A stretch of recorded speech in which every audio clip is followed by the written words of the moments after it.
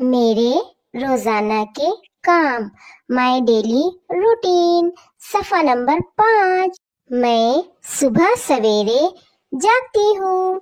आई wake up before sunrise.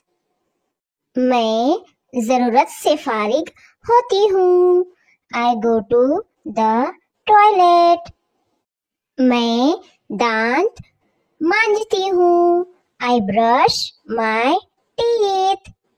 मैं नहाती हूँ। I take a bath. मैं साफ सुथरे कपड़े पहनती हूँ। I wear clean clothes. मैं अपने बाल संवारती हूँ। I comb my hair. मैं नाश्ता करती हूँ। आई ईट ब्रेकफास्ट। मैं स्कूल जाती हूँ।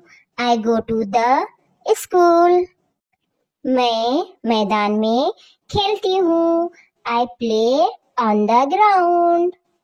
मैं पढ़ाई करती हूँ। I study. मैं घर के काम करती हूँ।